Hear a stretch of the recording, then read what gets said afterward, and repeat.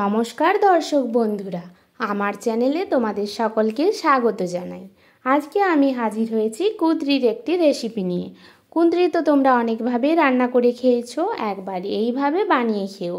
আশা করি তোমাদের এই রেসিপি ভালো লাগবে। তো চলো দেখে নেওয়া যাক আমার রেসিপিটি।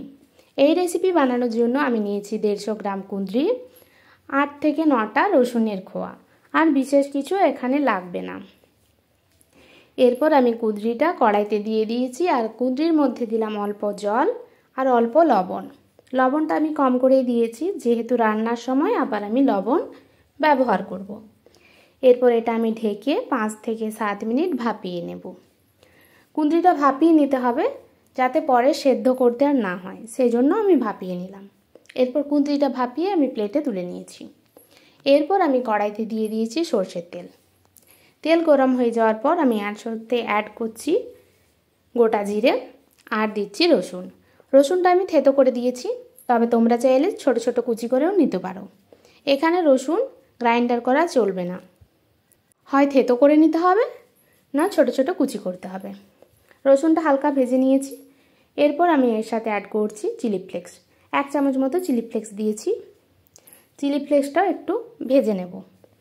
সব ভাজা হয়ে যাওয়ার পর এর সাথে আমি অ্যাড করছি গুঁড়ো মশলা। গুঁড়ো মশলা হিসেবে দিলাম হলুদ গুঁড়ো, লঙ্কার গুঁড়ো, ধনে গুঁড়ো, জিরে গুঁড়ো আর অল্প সবজি মশলা। সবজি মশলা তোমরা হাতের সামনে থাকলে দেবে, না থাকলে না দিলেও কোনো অসুবিধে নেই। সব মশলা নাড়াচাড়া করে মিক্স করে নিয়ে অল্প অল্প করে কষিয়ে নিতে হবে। মশলাটা আমি 5 থেকে 7 মিনিট টাইম নিয়ে কষাবো। তোমরা তো সকলেই জানো, মশলা যত কষাবো রান্নার টেস্ট তত ভালো হবে। মশলা আমার কষানো হয়ে গেছে। এরপর এর সাথে আমি ভাপিয়ে নেওয়া কুঁদরিটা অ্যাড করে দিচ্ছি। কুঁদরিটা ভালোভাবে মশলার সাথে মিক্স করে নিতে হবে। তবে এখানে একটা জিনিস, আমি জল ব্যবহার করব না। আমি এভাবেই রান্না করতে থাকবো, জলও দেব না আর ঢাকাও দেব না। শুধু অ্যাড করছি স্বাদের জন্য সামান্য লবণ। আর এইভাবেই নাড়াচাড়া করে আমি রান্নাটা করতে থাকবো।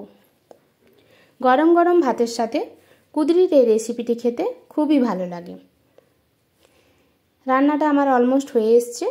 এরপর এটা আমি প্লেটে সার্ভ করে নেব।